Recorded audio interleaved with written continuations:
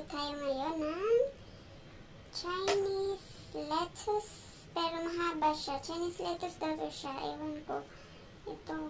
Tapos, fried rice with salted black beans. And then, yung mga sahog. Ito. Ginger at saka garlic. At hindi na to siya kailangang buo. Hindi, may minins na ako dito. O, yan. Yan, minins na siya. Para easy-easy na lang. Tsaka ito, nalinisan ko na siya. Ito siya sa, yung hugis niya, ganito talaga siya. Pag hindi pa na-cut. Ito siya. Nilinisan ko na kaya ganito na yung tsura niya. Pinutol ko siya ng ganito kahaba. Yan guys. Tapos, malinis na yan. Yan. Tsaka ito, marami to, kaya mamaya, hindi ko siya uubusin. Kukuha lang ako ng konti. Yan. Yan lang yung ingredients niya guys. Chinese dish. Yan.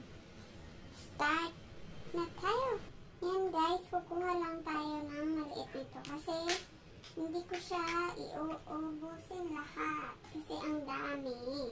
Tapos, konti lang yung gulay.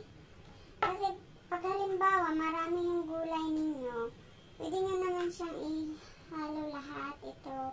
Kasi malaki na siya. Hindi siya nauubos ng amo ko. Kaya, ginagawa ko, kukuha lang ako para tipidin, no? Yan, buksan natin. Ganyan yung itsura niya. Masarap to, guys. Yan, hindi mabuksan.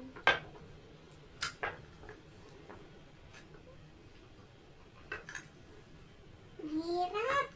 Pinapahirapan mo ako. Yan. Okay. Ganito na yung itsura niya, guys. Kuha lang tayo ng konti. Yan, i-half natin siya, ha. Kuha tayo ng dito, separate natin sa magagandang lagayan. May dalawang lang siya. Marami na to siya sa kanila. Pero sa akin parang hindi.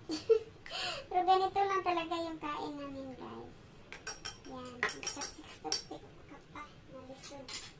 Nalisod. O, yan. Kukuha ka ng mga konting beans. Pwede pa yung gamitin next day. Yeah, kasi may konting gulay pa din ako doon. Hindi ko din siya nilalahat kasi hindi nga nila nauubos. Nung nakaraan na ang dami, sabi ni babae, hatiin ko daw sa susunod. Ayun, hinahati ko na siya, guys. Yan, nahati na siya. Ito para mamaya. Yan, sasave natin yan. Diba? Yan, for two natin, diba? Yung kalahati. So, ilalagay natin siya dito. Sa plate. Yan, sa plate. Tak-tak-tak. Tak-tak natin kasi may mga pa, beans. Yan, may pa naiwan. Tapos, yan pa kayo ng kinidor. At saka gamay-gamayin ninyo, guys. Pwede nyo naman gamitan ng ng cutter o yan. Hiwa-hiwain ninyo. Pwede nyo kamayin. Pero ako ayaw kong kamayin. Pwede nyo kamayin, guys, kung gusto nyo. Pero ako medyo ayaw ko. Yan, kasi medyo oily siya kasi ma-oily. Ma-oily. Ma-oily? Parang mukha mo sa oily. Yan, gamay-gamayin.